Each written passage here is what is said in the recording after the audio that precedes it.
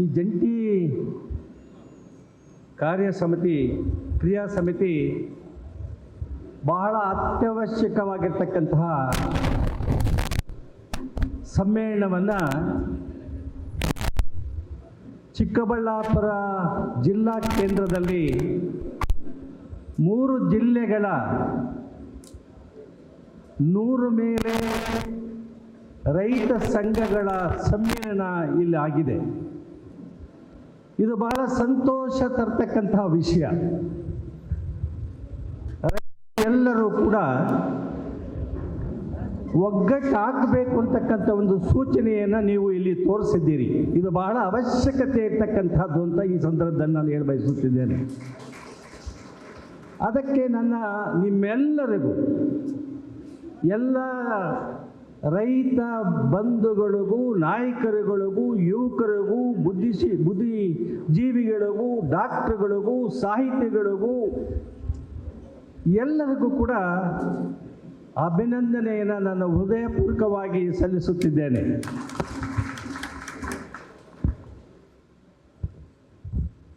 ಆಂಜನೇಯ ರೆಡ್ಡಿಯವರ ಪ್ರಸ್ತಾವನೆ ಭಾಷಣದಲ್ಲಿ ಘೋಷಣೆಯನ್ನು ಮಾಡಿದ್ದಾರೆ. ಜಲಾಗ್ರಹ ಜಂಟಿ ಕ್ರಿಯಾ ಸಮಿತಿಗೆ ನಾನು ಚೇರ್ಮನ್ರ ನಾಯಕತ್ವವನ್ನು ವಹಿಸಿ ಮುಂದೆ ಈ ಹೋರಾಟದ ರೂಪುರೇಷೆಗಳನ್ನು ತಯಾರಿ ಮಾಡಿ ಭಾರತ ಸರ್ಕಾರ ರಾಜ್ಯ ಸರ್ಕಾರಗಳ ಗಮನವನ್ನು ಸೆಳೀತಕ್ಕಂಥ ಒಂದು ದೊಡ್ಡ ಹೋರಾಟ ಸಂಗ್ರಾಮ ಈ ನಾಡಿನಲ್ಲಿ ನಡೆಯಬೇಕಾಗಿದೆ. ನಿಮ್ಮೆಲ್ಲರ ಆಸೆ ನನ್ನ ನಾಯಕತ್ವದಿಂದ 6 ಕೋಟಿ ಜನಸಂಖ್ಯೆಗೆ ಕುಡಿಯುವ ನೀರಿನ ಪೂರೈಕೆ ಕೊಡಿಸೋದಾದರೆ ಅದಕ್ಕೆ ತ್ಯಾಗ ಮಾಡೋದಕ್ಕೆ ನಾನು ಸಿದ್ಧನಿದ್ದೇನೆ. ಬಹಳಷ್ಟು ನಾಯಕರುಗಳು ಮಹತ್ತರವಾಗಿರ್ತಕ್ಕಂಥ ವಿಷಯಗಳನ್ನು ತಮ್ಮ ಮುಂದೆ ಇಟ್ಟಿದ್ದಾರೆ. ಭಾಳಷ್ಟು ಒಳ್ಳೆಯ ಉತ್ಕೃಷ್ಟವಾಗಿರ್ತಕ್ಕಂಥ ವಿಷಯಗಳನ್ನು ತಮ್ಮ ಮುಂದೆ ಇಟ್ಟಿದ್ದಾರೆ. ನಿಜವಾಗಲೂ ಕೂಡ ಪ್ರಶಂಸನೆ ನೀಡಬೇಕಾಗಿರ್ತಕ್ಕಂಥ ವಿಷಯ. 79 ವರ್ಷಗಳ ಸ್ವತಂತ್ರ ಭಾರತ ದೇಶದಲ್ಲಿ ನಾವಿದ್ದೀವಿ. 77 ವರ್ಷಗಳ ಗಣರಾಜ್ಯದ ಸ್ಥಾಪನೆ ಮಾಡಿಕೊಂಡು ಸಂವಿಧಾನದ ಅಡಿಯಲ್ಲಿ ಭಾರತ ಸರ್ಕಾರಗಳು, ರಾಜ್ಯ ಸರ್ಕಾರಗಳು ಸ್ಥಳೀಯ ಸಂಸ್ಥೆಗಳನ್ನು ಚುನಾಯಿಸಿಕೊಂಡು ಜನರನ್ನು ಆಳ್ವಿಕೆ ಮಾಡಿಸ್ಕೊಂಡು ಬರ್ತಾ ಇದ್ದೀವಿ. ನಮ್ಮನ್ನು ಆಳ್ತಕ್ಕಂತಹ ರಾಜಕಾರಣಿಗಳು ಯಾವುದೇ ರಾಜಕೀಯ ಪಕ್ಷದಾಗಲಿ 79 ಸ್ವಾತಂತ್ರ್ಯ ಭಾರತ ದೇಶದಲ್ಲಿ ಜನರಿಗೆ ನ್ಯಾಯ ಕೊಡ್ತಕ್ಕಂಥ, ವಿಶೇಷವಾಗಿ ರೈತ ಸಮುದಾಯಕ್ಕೆ, ಕೃಷಿ ಕಾರ್ಮಿಕರಿಗೆ, ಹೆಣ್ಣು ಮಕ್ಕಳಿಗೆ ನ್ಯಾಯ ಕೊಡೋದ್ರಲ್ಲಿ ವಿಫಲವಾಗಿದ್ದಾರೆ ಅಂತ ನನ್ನ ಅಭಿಪ್ರಾಯ. ಸರ್ಕಾರಗಳೇ ಅಲ್ಲ, ನ್ಯಾಯಾಂಗ ಕೂಡ ವಿಫಲ ಆಗಿದೆ ಅಂತ ನಾನು ಹೇಳಬೇಕಾಗುತ್ತದೆ. ನಾನು ಅದರ ನ್ಯಾಯಾಂಗದ ಭಾಗವಾಗಿ ಜವಾಬ್ದಾರಿಯುತವಾಗಿ ಹೇಳ್ತಾ ಇದ್ದೀನಿ. ಅಂದರೆ ಸಂವಿಧಾನದ ಪ್ರಸ್ತಾವನೆಯಲ್ಲಿ ಡೆಮಾಕ್ರೆಟಿಕ್ ರಿಪಬ್ಲಿಕ್ ಇಂಡಿಯಾ, ಪ್ರಜಾಪ್ರಭುತ್ವದ ಗಣರಾಜ್ಯದ ದೇಶ ಭಾರತ ದೇಶ, 145 ಕೋಟಿ ಜನಸಂಖ್ಯೆ, ಸಂಸತ್ನಲ್ಲಿ ಲೋಕಸಭೆಯಲ್ಲೇ ಮಾತ್ರ 542 ಜನ ಲೋಕಸಭಾ ಸದಸ್ಯರು, 29 ರಾಜ್ಯಗಳಲ್ಲಿ ರಾಜ್ಯ ಸರ್ಕಾರಗಳು, ನಮ್ಮ ರಾಜ್ಯ ಸರ್ಕಾರದಲ್ಲಿ ವಿಧಾನಸಭೆಯಲ್ಲಿ 224 ಸದಸ್ಯರುಗಳು, 224 ಸದಸ್ಯರುಗಳಲ್ಲಿ 185ರಷ್ಟು ಜನ ಗ್ರಾಮೀಣ ಪ್ರದೇಶದಿಂದ ರೈತರನ್ನು ಪ್ರತಿನಿಧಿಸ್ತಕ್ಕಂಥ ಸದಸ್ಯರುಗಳು. 6.5 ಕೋಟಿ ಜನಸಂಖ್ಯೆ, 79 ಸ್ವತಂತ್ರ ಭಾರತ ದೇಶದಲ್ಲಿ ನಾವು ಇನ್ನೂ ಕುಡಿಯುವ ನೀರಿಗೆ ಹೋರಾಟ ಮಾಡ್ತಾ ಇದ್ದೇವೆ ಅಂದರೆ ಈ ಸರ್ಕಾರಗಳಿಗೆ ನಾಚಿಕೆ ಆಗಬೇಕು ಅಂತ ಈ ಸಂದರ್ಭದಲ್ಲಿ ಹೇಳ್ತಿದ್ದೇನೆ. ಸಂವಿಧಾನದ ಬಹಳ ಪ್ರಬಲವಾದ ಇಲಾಖೆ ನ್ಯಾಯಾಂಗ.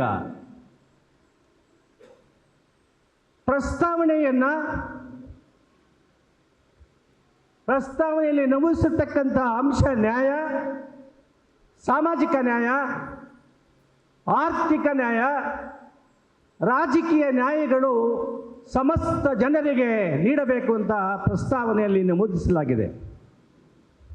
ಸಮಾನತೆ ಅಂತೇಳಿ 3ನೇ ಭಾಗ 14 ಮತ್ತು 15. 14 ಸರ್ವರಿಗೂ ಸಮಾನತೆ, ವಿಶೇಷವಾಗಿ 15 50% ಇರ್ತಕ್ಕಂಥ ಮಹಿಳೆಯರಿಗೆ ಸಮಾನತೆ.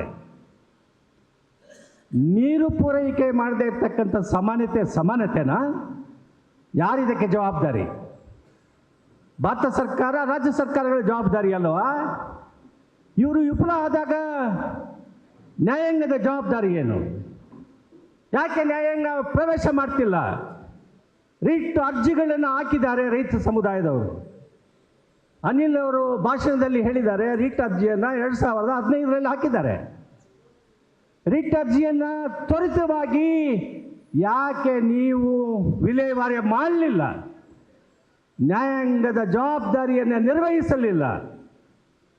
ಅನ್ನದಾತರು, ರೈತರು, ಕೃಷಿ ಕಾರ್ಮಿಕರು ಈ ದೇಶದಲ್ಲಿ, ಅವರನ್ನು ಕಡೆಗಣಿಸಿದ್ದೀರಿ. ನೀವು ಉದ್ಧಾರ ಆಗ್ತೀರಾ? ಪ್ರಜಾಪ್ರಭುತ್ವದ ವ್ಯವಸ್ಥೆಯಲ್ಲಿ ಸಂಸದೀಯ ಪ್ರಜಾಪ್ರಭುತ್ವ, ಚೈನಾ ರಾಷ್ಟ್ರದ ಥರ ಪ್ರಜೆಗಳ ಪ್ರಜಾಪ್ರಭುತ್ವ ಅಲ್ಲ ಇದು. ಜನ ಸಮುದಾಯದ ಪ್ರಜಾಪ್ರಭುತ್ವ ಅಲ್ಲ ಇದು. ಅಲ್ಲಿ ಕ್ರಾಂತಿ ಆಯಿತು. ಜನ ಸಮುದಾಯದ, ರೈತ ನಾಯಕತ್ವದ ಪ್ರಜಾಪ್ರಭುತ್ವ ಚೈನಾ ದೇಶ. ಚೈನಾ ದೇಶಕ್ಕೂ ಭಾರತ ದೇಶಕ್ಕೂ ಅಮೇರಿಕ ದೇಶವನ್ನು ಅಲ್ಲಾಡಿಸ್ತಕ್ಕಂಥ ಶಕ್ತಿ ಚೈನಾ ದೇಶಕ್ಕಿದೆ ಇವತ್ತು. ಯಾಕೆ? ಕಾರಣ ಏನು? ರೈತ ಸಮುದಾಯವನ್ನು ಗಟ್ಟಿಯಾಗಿ ಉಳಿಸ್ಕೊಳ್ತಕ್ಕಂಥ, ರಕ್ಷಣೆ ಮಾಡ್ತಕ್ಕಂಥ ಸಂವಿಧಾನದ ಆಧಾರದಲ್ಲಿ ಒಂದು ಪಕ್ಷ ಆದರೂ ಕೂಡ ಒಂದೇ ಪಕ್ಷದ ಆಡಳಿತ ಜನರನ್ನು ಕ್ಷೇಮವಾಗಿ ಜೀವಿಸ್ತಕ್ಕಂತಹ ಬದುಕಲ್ಲಿ ಒಬ್ಬ ಕೃಷಿ ಮಂತ್ರಿ ಭ್ರಷ್ಟನಾದರೆ 6 ತಿಂಗಳಲ್ಲಿ ಕೇಸನ್ನು ನಡೆಸಿ ಜೀವಾವಧಿಯ ಶಿಕ್ಷೆ ಕೊಡ್ತಕ್ಕಂಥ ವ್ಯವಸ್ಥೆ ಚೈನಾ ದೇಶದಲ್ಲಿ. ಒಬ್ಬ ಮಾಜಿ ಮುಖ್ಯಮಂತ್ರಿ 32 ಕೇಸು ನೆರೆಹೊರೆ ರಾಜ್ಯದಲ್ಲಿದೆ. 10 ವರ್ಷದಿಂದ 7 ವರ್ಷದಿಂದ ನ್ಯಾಯಾಲಯಕ್ಕೆ ಹೋಗದೇ ಇರತಕ್ಕಂಥ ಒಂದು ಪರಿಸ್ಥಿತಿ ಈ ದೇಶದಲ್ಲಿ ನಾಚಿಕೆ ಆಗಲ್ವ ಭಾರತ ಸರ್ಕಾರಕ್ಕೂ ಮತ್ತು ರಾಜ್ಯ ಸರ್ಕಾರಕ್ಕೆ? ನ್ಯಾಯಾಂಗಕ್ಕೆ ಸಾಮಾನ್ಯ ಪ್ರಜೆಗೆ ಬಿಡ್ತಾರಾ? ಜೈಲಿನಲ್ಲಿ ಹಾಕ್ತಾರೆ. ಯಾವ ಸರ್ಕಾರ ಇದು? ಯಾವ ನ್ಯಾಯ ಇದು? 224 ವಿಧಾನಸಭೆಯ ಸದಸ್ಯರಲ್ಲಿ, ವಿಧಾನ ಪರಿಷತ್ನಲ್ಲಿ ನೇಮಕಗೊಂಡಿರ್ತಕ್ಕಂಥವರು, ಬಡ್ಜೆಟ್ ಅಯವ್ಯಯದಲ್ಲಿ ಮುಖ್ಯಮಂತ್ರಿಗಳ ಉತ್ತರ ಕೊಡಬೇಕಾಗಿದೆ. ಮುಖ್ಯಮಂತ್ರಿಗಳು 2ನೇ ಅವಧಿಯಲ್ಲಿ ನಾನು ಮುಖ್ಯಮಂತ್ರಿ ಆಗಿದ್ದೀನಿ ಅಂತ ಜಮ್ಮ ಕೊಚ್ಕೊಳ್ಳೋದಲ್ಲ, ರೈತರಿಗೆ ನೀರು ಪೂರೈಕೆ ಮಾಡಿದ್ದೀರಾ ಇರುವಂತಕ್ಕಂಥ ಉತ್ತರ ಕೊಟ್ಟರೆ ಮಾತ್ರ ಅಲ್ಲಿ ಸ್ಥಾನದಲ್ಲಿರುವುದಕ್ಕೆ ಸಾಧ್ಯ. ಸಂವಿಧಾನಬದ್ಧವಾದ ಆಡಳಿತವನ್ನು ಜನರಿಗೆ ನೀಡಬೇಕಾಗಿದೆ. ಜನರಿಗೆ ನಮ್ಮನ್ನು ಆಳ್ತಕ್ಕಂತಹ ಶಾಸಕಾಂಗಕ್ಕಾಗಲಿ, ಕಾರ್ಯಾಂಗಕ್ಕಾಗಲಿ, ನ್ಯಾಯಾಂಗಕ್ಕಾಗಲಿ ಪ್ರಶ್ನೆ ಮಾಡ್ತಕ್ಕಂಥ ಸರ್ವಾಧಿಕಾರ ಜನರಿಗೆ ಇದೆ. ಪ್ರಜಾಪ್ರಭುತ್ವದ ವ್ಯವಸ್ಥೆಯಲ್ಲಿ, ಸಂವಿಧಾನದ ಅಡಿಯಲ್ಲಿ ಶಾಸಕಾಂಗ ಹೆಚ್ಚಲ್ಲ, ಕಾರ್ಯಾಂಗ ಹೆಚ್ಚಲ್ಲ, ನ್ಯಾಯಾಂಗ ಹೆಚ್ಚಲ್ಲ. ಈ ದೇಶದ ಸಮಸ್ತ ಜನರಾದ ನೀವು ಹೆಚ್ಚು ಅಂತ ಹೇಳಿ ನಾವು ಪ್ರತಿಪಾದಿಸಿದ್ದೀವಿ. ಸಾರ್ವಭೌಮತ್ವ ಜನರಲ್ಲಿ, ನಿಮ್ಮಲ್ಲಿದೆ. ಆ ಸಾರ್ವಭೌಮತ್ವ ನಿಮ್ಮಲ್ಲಿದೆ. ಜನರ ಪ್ರತಿನಿಧಿಗಳನ್ನು ಆರೈಸ್ತೀರಿ. ಯಾಕೆ 79 ವರ್ಷದಲ್ಲಿ ರಸ್ತೆ ಆಗಿದೆ, ವಿದ್ಯುತ್ ಶಕ್ತಿ ಕೊಟ್ಟಿದ್ದೀರಿ, ಶಾಲೆಗಳನ್ನು ತೆಗೆದಿದ್ದೀರಿ, ಖಾಸಗಿ ಶಾಲೆಗಳನ್ನು ಮಾಡ್ತಿದ್ದೀರಿ, ಕಾರ್ಪೊರೇಟ್ ಆಸ್ಪತ್ರೆಗಳನ್ನು ತೆಗೆಸೋದಕ್ಕೆ ಎಲ್ಲ ನೀಡ್ತಿದ್ದೀರಿ, ರಿಯಲ್ ಎಸ್ಟೇಟ್ ಏಜೆಂಟ್ಸನ್ನು ತರ್ತಾ ಇದ್ದೀರಿ, ಅಮೆರಿಕಾದಿಂದ ಜರ್ಮನಿಯಿಂದ ಇಲ್ಲಿ ಬಂಡವಾಳಶಾಹಿಗಳನ್ನು ಹಾಕಿ ರೈತರನ್ನು ನಾಶ ಮಾಡ್ತಕ್ಕಂಥ ಹುನ್ನಾರ ಮಾಡ್ತಾ ಇದ್ದೀರಿ. ಇದು ಬೇಕಾ ನಮಗೆ? ಕಂಪ್ಯೂಟರ್ನ ಕೊಡ್ತದ? ನೀನು ಇಂಡಸ್ಟ್ರಿ ನನಗೆ ನನ್ನ ಮಗನಿಗೆ ವಿದ್ಯಾಭ್ಯಾಸ ಕೊಡ್ತದ? ರೈತರ ಮಕ್ಕಳಿಗೆ ರಸ್ತೆ ಕೊಡ್ತದ? ಮನೆ ಕೊಡ್ತದ? ಶಿಕ್ಷಣ ಕೊಡ್ತದ? ಯಾವುದು ಬುರುಡೆ ಮಾತು ಹೇಳ್ತೀಯ ನೀನು? ಇಂಡಸ್ಟ್ರಿಯಲ್ ಮಿನಿಸ್ಟರ್ ದೇವನಹಳ್ಳಿ ಪಕ್ಕದಲ್ಲಿ ಚನ್ನರಾಯಪಟ್ಟಣದಲ್ಲಿ 3 ವರ್ಷಗಳ ಕಾಲ ಸತತವಾಗಿ ಹೋರಾಟ ಮಾಡಿ ಮುಖ್ಯಮಂತ್ರಿಯವರು ಮಂತ್ರಿಗಳ ಸಮಕ್ಷಮ ಮತ್ತು ಮೀಡಿಯಾ ಸಮಕ್ಷಮ ರೈತ ನಾಯಕರುಗಳ ಸಮಕ್ಷಮ ನೋಟಿಫಿಕೇಶನ್ ನಾವು ವಾಪಸ್ ತೆಗಿತೀವಿ ಅಂಥೇಳಿ 2 ತಿಂಗಳಾಯಿತು, 2.5 ತಿಂಗಳಾಯಿತು, ಇನ್ನೂ ನೋಟಿಫಿಕೇಶನ್ ಕೊಡಲಿಲ್ಲ. ನಾಚಿಕೆ ಗೇಡು ಈ ಸರ್ಕಾರಕ್ಕೆ. ಯಾರಿಗೆ ಗುಲಾಮಿಗಿರಿ ಮಾಡ್ತೀರಿ ನೀವು? ಪರದೇಶದವರಿಗೆ ಬಂಡವಾಳಶಾಹಿಗಳಿಗೆ ಗುಲಾಮಿಗಿರಿ ಮಾಡ್ತೀರಾ? ರಿಯಲ್ ಎಸ್ಟೇಟ್ ಮಾಡ್ತೀರಾ? ಭೂ ಸ್ವಾಧೀನ ಮಾಡ್ಕೊಂಡಿರ್ತಕ್ಕಂಥ ರೈತರ ಜಮೀನನ್ನು ಹಂಚಿಕೆ ಮಾಡೋದಕ್ಕೆ KDBಯಲ್ಲಿರ್ತಕ್ಕಂಥ CEO ಮಹೇಶ್ವರನ ಯಾರೋ ಇದ್ದಾನಲ್ಲ, ಅವನಿಗೆ 10 ಲಕ್ಷ, ಮಿನಿಸ್ಟ್ರಿಗೆ 50 ಲಕ್ಷ, ದಳ್ಳಾಳಿ ಕೆಲಸ ಮಾಡೋದಕ್ಕೆ ನಿಮಗೆ ಸರ್ಕಾರ ನಾವು ನೇಮಕ ಮಾಡಿದ್ದೀವ? ರೈತರ ಜಮೀನನ್ನು ಕಬಳಿಸಿಕೊಂಡು ಬಂಡವಾಳಶಾಹಿಗಳಿಗೆ 100 ಎಕರೆಗಳನ್ನು ತೆಗೆದು ಐಫೋನ್ ತಯಾರು ಮಾಡ್ತಕ್ಕಂಥದ್ದಕ್ಕೆ ಸರ್ಕಾರ ಬೇಕಾ ನಮಗೆ? ನಿರುದ್ಯೋಗ ಸಮಸ್ಯೆಗೆ ಪರಿಹಾರ ಕೊಡಿ. ರೈತರಿಗೆ ಬೇಡಿಕೆ ಏನಿದೆ? ನೀರು ಕೊಡಿ, ಕುಡಿಯುವ ನೀರು ಅಂತ ಹೇಳ್ತೀವಿ. ಈ ಮಂತ್ರಿಗಳೆಲ್ಲ ಬೇರೆ ರಾಜ್ಯಗಳಿಗೆ ಹೋದಾಗ, ದೆಹಲಿ ನಗರಕ್ಕೆ ಹೋದಾಗ ಸ್ಟಾರ್ ಹೋಟೆಲ್ನಲ್ಲಿ 1 ಬಾಟಲಿಗೆ 2,000 ರೂಪಾಯಿ ನೀರು ಕುಡಿತೀಯಾ? ಬಿಸ್ಲರಿ ವಾಟರ್ ಕೂಡ ಕೊಡೋಕ್ಕೆ ತಾಕತ್ತಿಲ್ಲದೆ ಇರ್ತಕ್ಕಂಥ ಸರ್ಕಾರ ಇರಬೇಕೆ ನಮಗೆ ಅಂತ ಪ್ರಶ್ನೆ ನಮ್ಮ ಮುಂದೆ ಇದೆ. ಇದು ನಮ್ಮ ಮುಂದೆ ಇರ್ತಕ್ಕಂಥ ಪ್ರಶ್ನೆ. ಯಾಕೆ ಪ್ರಾಧಾನ್ಯತೆ ಕೊಳ್ಳಿಲ್ಲ? ಸರ್ವೋಚ್ಚ ನ್ಯಾಯಾಲಯ ತೀರ್ಪುಗಳ ನಂತರ ತೀರ್ಪುಗಳು ನೀಡಿವೆ. 3 ಸದಸ್ಯ ವಿಭಾಗೀಯ ಸದಸ್ಯ ಪೀಠ, ಸಂವಿಧಾನದ ಪೀಠ ತೀರ್ಪುಗಳು ನೀಡಿದೆ. ಏನಂತ? Water is A human right, ಅಂದರೆ ಮಾನವೀಯ ಹಕ್ಕು. ಕುಡಿಯುವ ನೀರನ್ನು ಪೂರೈಕೆ ಮಾಡ್ತಕ್ಕಂಥದ್ದು ಮಾನವೀಯ ಹಕ್ಕು, ಹ್ಯೂಮನ್ ರೈಟ್ ಅಂತ ಹೇಳಿ ಸುಪ್ರೀಂ ಕೋರ್ಟ್ನವ್ರು ಹೇಳಿದಾರಲ್ಲ. ಯಾಕೆ ನೀವು ನೀರು ಕೊಡಲಿಲ್ಲ?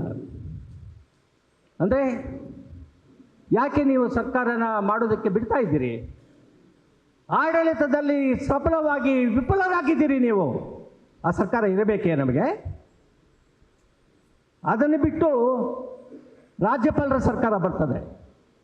ರಾಜ್ಯಪಾಲರು ಭಾರತ ಸರ್ಕಾರದ ಏಜೆಂಟ್ಗಳಾಗಿ ತಯಾರಾಗಿದ್ದಾರೆ. ರಾಜಕೀಯ ಪಕ್ಷಗಳ ಕೇಂದ್ರಗಳಾಗಿವೆ ರಾಜ್ಯಪಾಲರ ಕಚೇರಿ. ನಾಚಿಕೆಗೆ ಗೇಡು. ತೀರ್ಪುಗಳನ್ನು ಸರ್ಕಾರದ ಪರ ನೀಡಿ ರಾಜ್ಯಪಾಲರನ್ನು ನೇಮಕ ಮಾಡ್ತಕ್ಕಂಥದ್ದು ಈ ದೇಶದಲ್ಲಿ ನಡೀತಾ ಇದೆ. ಆದ್ದರಿಂದ ಹೋರಾಟ ಬಹಳ ಮುಖ್ಯ. ಆದ್ದರಿಂದ ಈ ಸಮ್ಮೇಳನ ಬಹಳ ಮುಖ್ಯ. ಇದು ಅರ್ಥ ಮಾಡ್ಕೋಬೇಕಾಗಿದೆ. ಹೋರಾಟದಲ್ಲಿ ನೀವು ಭಾಗಿಗಳಾಗಲಿಲ್ಲ ಅಂದರೆ ನಿಮ್ಮನ್ನು ಯಾರು ರಕ್ಷಣೆ ಮಾಡೋಕ್ಕೆ ಸಾಧ್ಯ ಇಲ್ಲ. ಹೋರಾಟ ಒಂದೇನೇ ಸಾಧ್ಯ. 2ನೇ ಪ್ರಪಂಚದ ಯುದ್ಧದಲ್ಲಿ ರಷ್ಯಾದ ಸೈನಿಕರು ಲಕ್ಷಾಂತರ ಜನ ಸತ್ತರು. ಎಷ್ಟು ಜನ ಸತ್ತಿದ್ದೀವಿ ನಾವು? ರೈತರು 30 ವರ್ಷಗಳಿಂದ ಹೋರಾಟದಲ್ಲಿ ನೀರು ಕೊಡಿ ಅಂಥೇಳಿ ಯಾರಾದರೂ ತ್ಯಾಗ ಮಾಡಿದ್ದಾರಾ? ಭೂಮಿ ಕಳ್ಕೊಂಡಿದ್ದಾರಾ? ಕುಟುಂಬಗಳಿಗೆ ದೂರವಾಗಿದ್ದಾರಾ? ಅವರ ಮಕ್ಕಳಿಗೆ ವಿದ್ಯಾಭ್ಯಾಸವನ್ನು ಕಳ್ಕೊಂಡಿದ್ದಾರಾ? ಹೋರಾಟದಲ್ಲಿ ಸತ್ತಿದ್ದಾರಾ? 2ನೇ ಪ್ರಪಂಚದ ಯುದ್ಧದಲ್ಲಿ ರಷ್ಯಾದವರು ಮಾಡಲಿಲ್ಲ ಅಂದರೆ ನಮಗೆ ಸ್ವಾತಂತ್ರ್ಯ ಸಿಗ್ತಿತ್ತಾ? ಇದನ್ನು ನೀವು ಆತ್ಮಾವಲೋಕನೆ ಮಾಡ್ತಕ್ಕಂತಹ ಸನ್ನಿವೇಶ ನಮಗೆ ಬಂದಿದೆ. ಹೋರಾಟ ಒಂದೇನೇ ದಾರಿ, ಹೋರಾಟವಿಲ್ಲದೇ ಬೇರೆ ಮಾರ್ಗವಿಲ್ಲ ನಮಗೆಲ್ಲರಿಗೂ ಕೂಡ. ನೇಪಾಳನಲ್ಲಿ ಯಾವ ರೀತಿ ಆಯಿತೋ ಆ ರೀತಿಯ ಒಂದು ಸನ್ನಿವೇಶಗಳು ಒದಗಿ ಬರ್ತವೆ ಅಂತಕ್ಕಂಥ ವಿಚಾರ ಎಚ್ಚರಿಕೆಯ ಗಂಟನ್ನು ನಾನು ಇವಾಗ ಹೇಳ್ತಾ ಇದ್ದೀನಿ. ಭಾರತ ಸರ್ಕಾರಕ್ಕೆ ಮತ್ತು ರಾಜ್ಯ ಸರ್ಕಾರಕ್ಕೆ ಬಹಳ ಜವಾಬ್ದಾರಿಯುತವಾಗಿ ಹೇಳ್ತಾ ಇದ್ದೀನಿ ಮಾತನ್ನು. ಏನು ನಿಮ್ಮದು ಮಂತ್ರಿಗಳು, ನಮ್ಮನ್ನು ಆಳ್ತಕ್ಕಂಥ ಕಾರ್ಯಾಂಗದ ಕಾರ್ಯದರ್ಶಿಗಳು, ನೌಕರಶಾಹಿ ಜನ, ಸಬ್ ರಿಜಿಸ್ಟ್ರಾರ್ಸು, ತಹಸೀಲ್ದಾರ್ಸು, ಅಸಿಸ್ಟೆಂಟ್ ಕಮಿಷನರ್ಸು, ನ್ಯಾಯಾಂಗಕ್ಕೂ ಕೂಡ ಈ ಭ್ರಷ್ಟಾಚಾರ ತುಂಬಿ ತುಳುಕಾಡ್ತಾ ಇದೆ ಇವತ್ತು ಈ ದೇಶದಲ್ಲಿ. ಕಣ್ಣು ಮುಚ್ಕೊಂಡು ನೋಡ್ಕೊಂಡಿರ್ಬೇಕಾ ನಾವು? ಇದು ಆಡಳಿತನ, ಸಂವಿಧಾನಬದ್ಧವಾದ ಆಡಳಿತನ ಇದು? ಖಂಡಿತವಾಗಲೂ ಸಂವಿಧಾನಬದ್ಧವಾದ ಆಡಳಿತ ಅಲ್ಲ. ಅಂದರೆ ಬೆಂಗಳೂರು ನಗರ ಪ್ರದೇಶದ 2 ಕೋಟಿ ಮೇಲಿರ್ತಕ್ಕಂಥ ನಿವಾಸಿಗಳಿಗೆ ಕಾವೇರಿ ವಾಟರ್ ಡಿಸ್ಪ್ಯೂಟ್ನಲ್ಲಿ 5 TMC ನೀರು ಸಾಕಾಗಲ್ಲ ಅಂತ ಹೇಳಿ ಅವರ ಪರ ಕ್ರಿಯಾ ಸಮಿತಿಗಳನ್ನು ರಚನೆ ಮಾಡಿ ರಿಟ್ ಅರ್ಜಿಯನ್ನು ಸರ್ವೋಚ್ಚ ನ್ಯಾಯಾಲಯ ಮುಂದೆ ಹಾಕುವುದು ಪ್ರಯತ್ನ ಮಾಡ್ತಿದ್ದೀವಿ ನಾವು. ಆದರೆ ಬೆಂಗಳೂರು ನಗರದಲ್ಲಿರ್ತಕ್ಕಂಥವ್ರಿಗೆ ಕಾವೇರಿ ವಾಟರ್ ನೀರು ಕುಡಿಯೋದಕ್ಕೆ, ಗ್ರಾಮೀಣ ಪ್ರದೇಶದಕ್ಕಂಥ ಜನರಿಗೆ ನೀರು ಕುಡಿಯೋದು ಬೇಡವಾ? ನೀರು ಪೂರೈಕೆ ಮಾಡ್ತಕ್ಕಂಥ ಜವಾಬ್ದಾರಿ ಸರ್ಕಾರದ್ದಲ್ವಾ? ಹಾಗಾದರೆ ನೀವು ಪ್ರತಿ ವರ್ಷವೂ ಬಡ್ಜೆಟ್ನಲ್ಲಿ ನೀವು ನೀರು ಪೂರೈಕೆ ಕಾರ್ಯಕ್ರಮ ಯೋಜನೆ ಏನು ನಿಮ್ಮದು? ಭಾರತ ಸರ್ಕಾರದ ಕರ್ತವ್ಯವೇನು? ಭಾರತ ಸರ್ಕಾರಕ್ಕೆ ಕರ್ತವ್ಯವಿಲ್ಲವಾ? ಹಾಗಾದರೆ 79 ವರ್ಷಗಳ ಕಾಲ ಜನರು ನಿಮ್ಮನ್ನು ಪ್ರಶ್ನೆ ಮಾಡಲ್ಲ ಅಂತ ಹೇಳಿ ನಿಮಗೆ ಇಷ್ಟ ಬಂದಾಗೆ ರಾಜ್ಯಭಾರ ಮಾಡೋದಾ ನೀವು?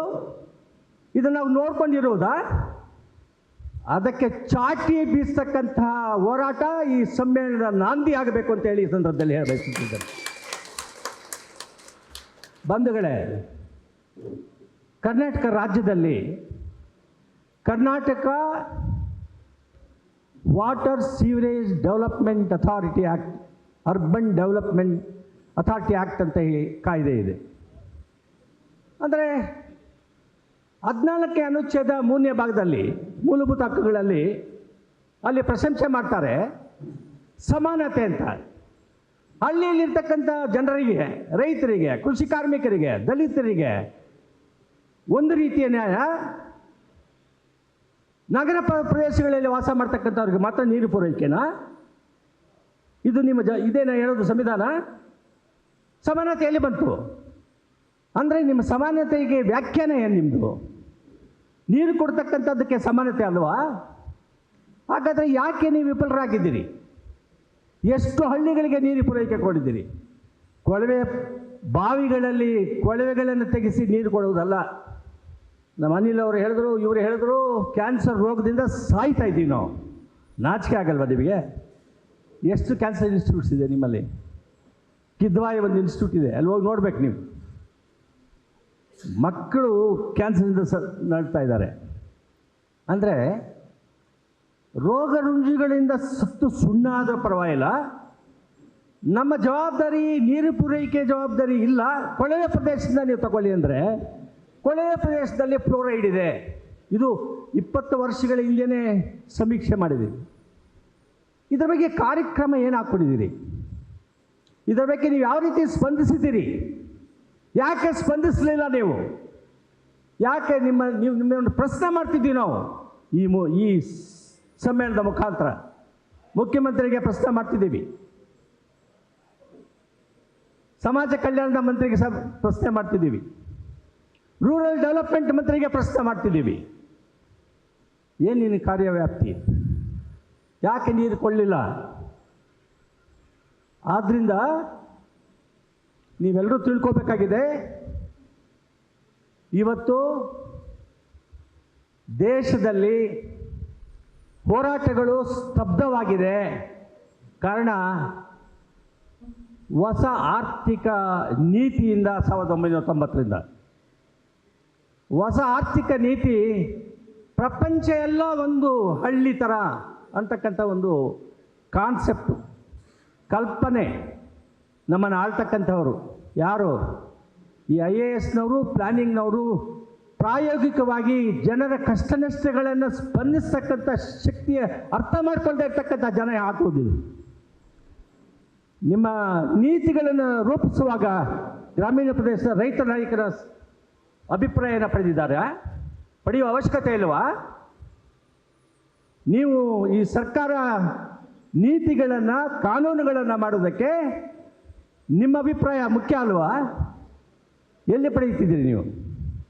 ಯೋಜನೆಗಳು ಕೋಟಿಗಟ್ಟಲೆ ರೂಪಾಯಿ ಭಾರತ ಸರ್ಕಾರದಲ್ಲಿ ಐಷಾರಾಮಿ ಜೀವನ ನಡೆಸ್ತಕ್ಕಂಥ ಪದವಿಗಳನ್ನು ಚೇರ್ಮನ್ಗಳು, ಸದಸ್ಯರುಗಳು, ಕಾರುಗಳು, ಏರ್ ಕಂಡೀಷನ್ಸು, ಫಾರಿನ್ ಟ್ರಿಪ್ಗಳು ಮಾಡಿಕೊಂಡು ಹೋಗಿಬಿಟ್ರೆ ಜನರಿಗೆ ನ್ಯಾಯ ಕೊಟ್ಟಾಗ ಆಗುತ್ತಾ? ಏನು ಮಾಡಿದ್ದೀರಿ ನೀವು? ಯಾಕೆ ಮಾಡಲಿಲ್ಲ? ನಾವು ಪ್ರಶ್ನೆ ಮಾಡ್ತಾ ಇದ್ದೀವಿ. ಮಂತ್ರಿ ಆಗಲಿ, ಮುಖ್ಯಮಂತ್ರಿ ಆಗಲಿ, ಪ್ರಧಾನಮಂತ್ರಿ ಆಗಲಿ, ನ್ಯಾಯಮೂರ್ತಿ ಆಗಲಿ, ಪ್ರಶ್ನೆ ಮಾಡ್ತಕ್ಕಂಥ ಹಕ್ಕು ಆ ಜನ್ಮ ಹಕ್ಕು ಅಂತ ಹೇಳಿ ನಾನು ಈ ಸಂದರ್ಭದಲ್ಲಿ ಹೇಳ್ತಿದ್ದೇನೆ. ಪ್ರಶ್ನಿಸಬೇಕು ನೀವೆಲ್ಲರೂ. ನಮ್ಮ ಕೆಲವು ಸ್ನೇಹಿತರು ಭಾಳ ಅರ್ಥಗರ್ಭಿತವಾಗಿ ವಿಷಯವನ್ನು ಮಂಡಿಸಿದ್ದಾರೆ. 75% ಯುವಕರಿದ್ದಾರೆ. ಯುವಕರಿಗೆ ಡಿಜನರೇಟ್ ಆಗ್ತಾ ಇದ್ದಾರೆ. ನಮ್ಮ ಮಕ್ಕಳು 2 ವರ್ಷದ ಮಗು ಇವತ್ತು TV ರೋಗ ಜಾಡ್ಯನ ಇಡಿಸಿದ್ದಾರೆ. TV ನೋಡಿಕೊಂಡು ಅಸಭ್ಯವಾದ ವಿಷಯಗಳ ಬಗ್ಗೆ ಚಿತ್ರೀಕರಿಸಿ ಸಾಹಿತ್ಯವಿಲ್ಲದೆ, ಜನಪರವಿಲ್ಲದೆ ಇರತಕ್ಕಂತಹ ಸಾಹಿತ್ಯವನ್ನು ಕೊಟ್ಟು ಜನರಿಗೆ ಸಂಬಂಧವಿಲ್ಲದೆ ಇರತಕ್ಕಂತಹ ವಿಷಯವನ್ನು ಜನರಿಗೆ ತಿಳಿಸ್ತಕ್ಕಂಥದ್ದಕ್ಕೆ ನಾವೆಲ್ಲರೂ ಕೂಡ ಗುಲಾಮರಾಗಿದ್ದೀವಿ. ನಮ್ಮ ಹೆಣ್ಣು ಮಕ್ಕಳು ಈ ಸೀರಿಯಲ್ಗೆ ಗುಲಾಮರಾಗಿದ್ದಾರೆ.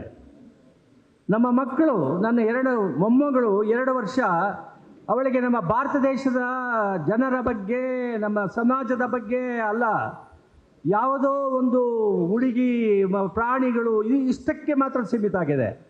ನಮ್ಮ ಯುವಕರಿಗೆ ರೈತರ ಭಾವನೆ, ಗ್ರಾಮೀಣ ಪ್ರದೇಶದ ಬದುಕು, ಕೃಷಿ ಕಾರ್ಮಿಕನ ಬದುಕು ಹೇಳ್ತಕ್ಕಂಥದ್ದು ಭಾಳ ಅವಶ್ಯಕತೆ ಇದೆ. ನಾವು ಇದು ಡಿಮ್ಯಾಂಡ್ ಮಾಡ್ತಿದ್ದೀವಿ.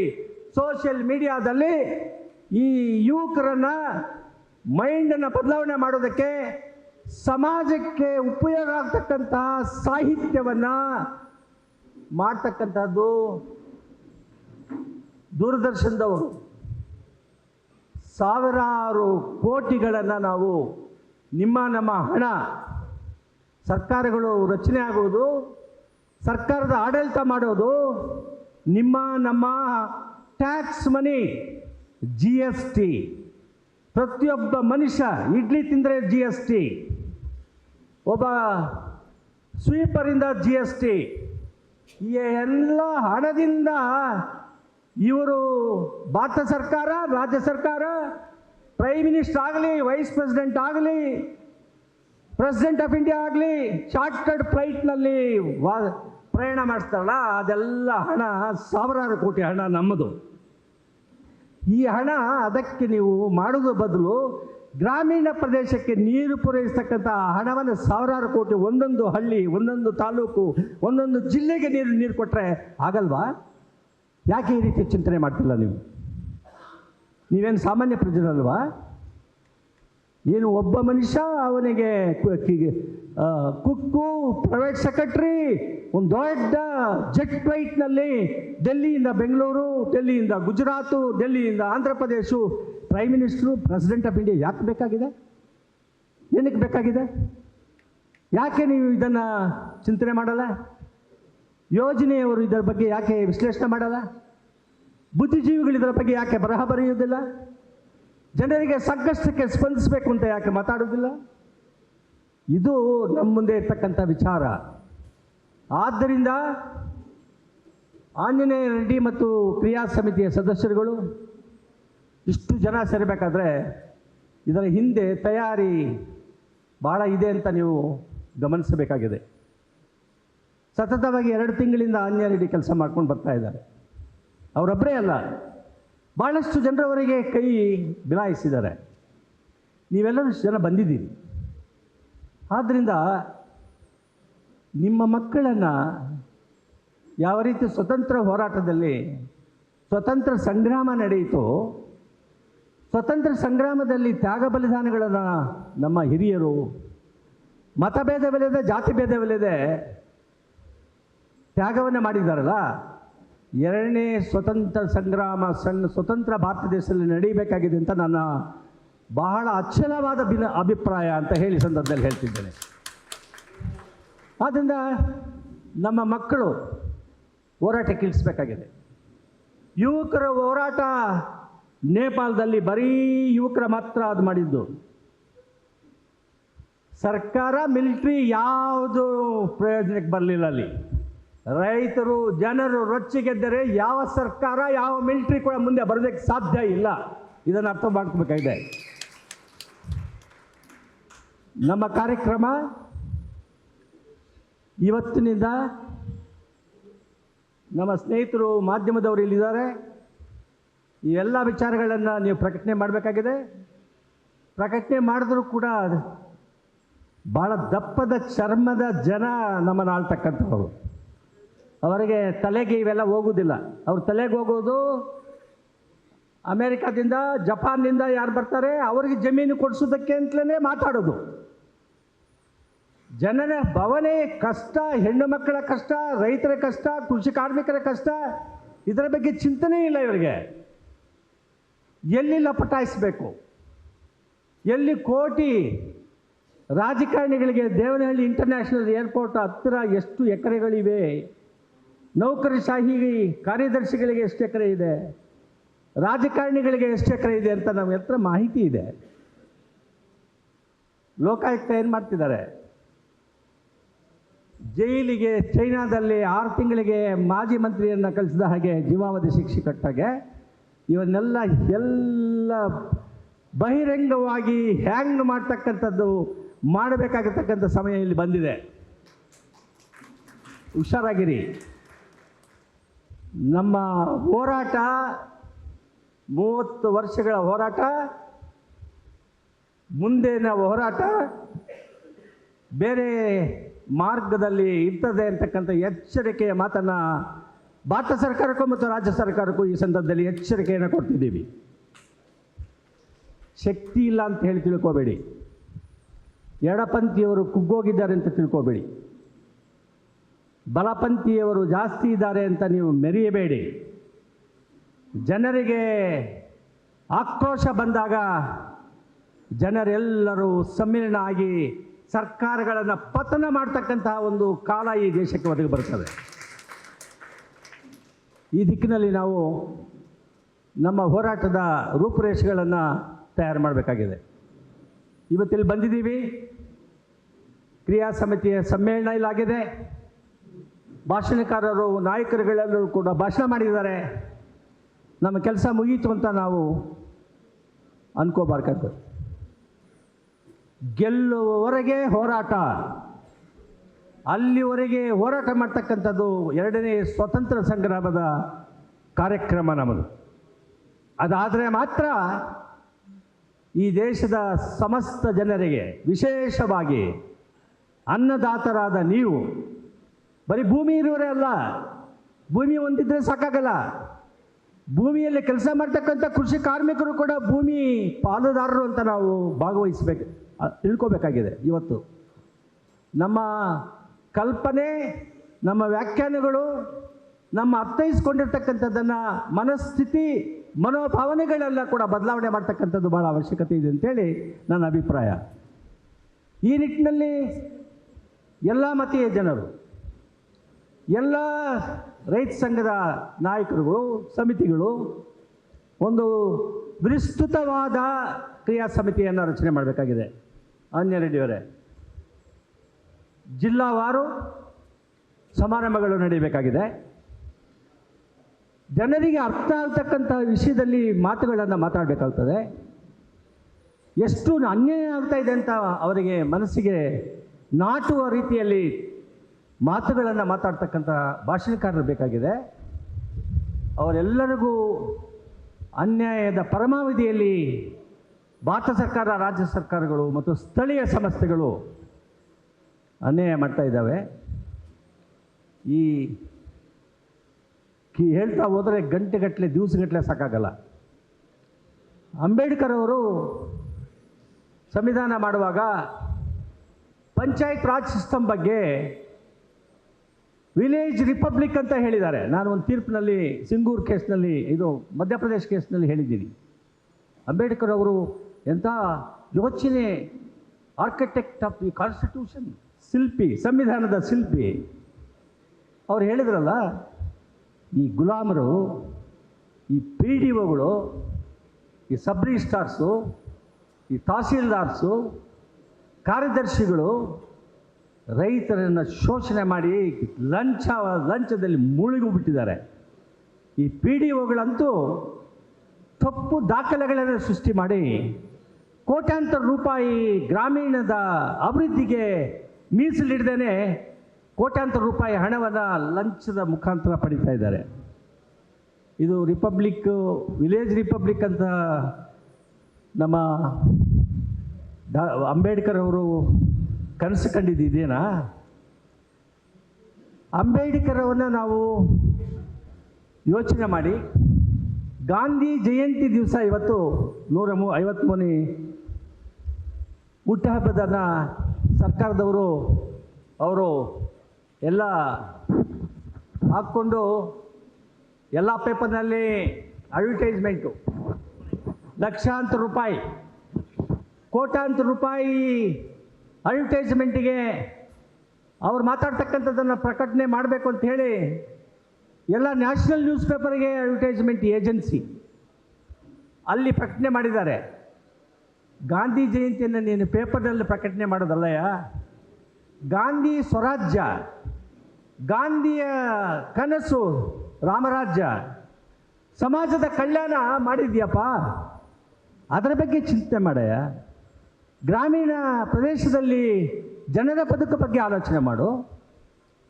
ಸಾಮಾಜಿಕ ನ್ಯಾಯ ಹೆಣ್ಣು ಮಕ್ಕಳಿಗೆ ಕೊಡು, ರೈತರಿಗೆ ಕೊಡು, ಮತ್ತು ಕೃಷಿ ಕಾರ್ಮಿಕರಿಗೂ ಕೊಡು, ದೀನದಲಿತರಿಗೆ ಕೊಡು, ಹಿಂದುಳಿದವ್ರಿಗೆ ಕೊಡು. ಅದು ಬಿಟ್ಟು ಇಂಡಸ್ಟ್ರಿ ಬಂಡವಾಳಶಾಹಿಗಳನ್ನ ಇಲ್ಲಿ ತಂದುಬಿಟ್ರೆ ಇದು ರಾಮರಾಜ್ಯ ಆಗ್ತದೆ. ಯಾವ ರಾಮರಾಜ್ಯ? ಲಾಭವಿಲ್ಲದೇ ಬಂಡವಾಳಶಾಹಿಗಳು ಇಲ್ಲಿ ಬರ್ತಾರಾ? ನಿನ್ನ ಕಂಪ್ಯೂಟರ್ ಕುಡಿದು ನಾವು ಶಿಕ್ಷಣ ಪಡೆಯೋಕ್ಕಾಗ್ತದ? ಉದ್ಯೋಗ ಸಿಗ್ತದ? ಯಾವ ತಲೆ ಇಲ್ಲದೆ, ಬುರುಡೆ ಇಲ್ಲದೆ ಇರ್ತಕ್ಕಂಥ ಬುರುಡೆ ಮಾತುಗಳನ್ನು ಮಾತಾಡ್ತಕ್ಕಂಥ ರಾಜಕಾರಣಿಗಳನ್ನು ತೊಲಗಿಸಬೇಕಾಗಿದೆ ನಾವು ಇವತ್ತು. ಇದು ಬಹಳ ಮುಖ್ಯ. ಈ ನಿಟ್ಟಿನಲ್ಲಿ ನಮ್ಮ ಹೋರಾಟ, ಸತತವಾಗಿ ಹೋರಾಟ, ರಾತ್ರಿ ಹಗಲು ಹೋರಾಟ. ಈ ಹೋರಾಟದಲ್ಲಿ ಖಂಡಿತವಾಗಲೂ ನಮ್ಮ ಸಮುದಾಯಕ್ಕೆ, ನಮ್ಮ ಜನರಿಗೆ, ವಿಶೇಷವಾಗಿ ರೈತರಿಗೆ, ಕೃಷಿ ಕಾರ್ಮಿಕರಿಗೆ, ಗ್ರಾಮೀಣ ದೇಶದ ಜನರಿಗೆ, ಹೆಣ್ಣು ಮಕ್ಕಳಿಗೆ, ಯುವಕರಿಗೆ ಎಲ್ಲರಿಗೂ ನ್ಯಾಯ ಸಿಗ್ತದಂತಾದರೆ ನಾನು ಅಲ್ಲಿದ್ದೀನಿ, ನಿಮ್ಮ ಜೊತೆ ನಾನಿದ್ದೀನಿ ಅಂತ ಆಶ್ವಾಸನೆಯನ್ನು ನಿನಗೆ ಈ ಸಂದರ್ಭದಲ್ಲಿ ಹೇಳ ಬಯಸುತ್ತಿದ್ದೇನೆ. ಬಂಧುಗಳೇ, ಇನ್ನು ಹೆಚ್ಚಿಗೆ ಮಾತಾಡುವ ಸಮಯ ಇದಲ್ಲ. ನಾವು ಈ ರೀತಿ ಸಮ್ಮೇಳನಗಳು ಮಾಡೋಣ, ವಿಚಾರ ಸಂಕಿರಣಗಳನ್ನೆಲ್ಲ ಮಾಡೋಣ, ಅಂಕಿಅಂಶಗಳನ್ನು ತೆಗೆದುಕೊಳ್ಳೋಣ, ಸರ್ಕಾರದ ಜನರನ್ನು ಪ್ರಶ್ನಿಸೋಣ. ಈ ರೀತಿಯ ಹೋರಾಟ, ಬಹಳ ಪ್ರಬಲವಾದ ಹೋರಾಟವನ್ನು ನಾವು ಕಟ್ಟಾಕಬೇಕಾಗಿದೆ, ಸಂಘಟಿಸಬೇಕಾಗಿದೆ. ಲೆಫ್ಟಿಸ್ಟು ಸಂಘಟನೆ ಹೋಗಿದೆ ಅಂತ ಈ ಬಂಡವಾಳಶಾಹಿಗಳು, ಪ್ರತಿಗಾಮಿಗಳು ಹೇಳ್ತಾ ಇದ್ದಾರಲ್ಲ, ಎಲ್ಲಿ ಹೋಗಿರೋದಿಲ್ಲ. ಅದು ಕೆಂಡ ಮುಚ್ಚಿದ ಹಾಗೆ ಬೂದಿ ಥರ ಇರ್ತದೆ, ಹೇಳ್ತದೆ. ನಿಮ್ಮನ್ನೆಲ್ಲರನ್ನು ಕೂಡ ಅರಬ್ಬಿ ಸಮುದ್ರಕ್ಕೆ ಕಳಿಸ್ತೀವಿ ಅಂತಕ್ಕಂಥ ವಿಚಾರದ ಸಂದರ್ಭದಲ್ಲಿ ಹೇಳ್ತಿದ್ದೀನಿ. ಹುಷಾರಾಗಿರಿ. ಕಾರ್ಲ್ ಮಾರ್ಕ್ಸ್ ಸಿದ್ಧಾಂತ ಸತ್ತಿಲ್ಲ.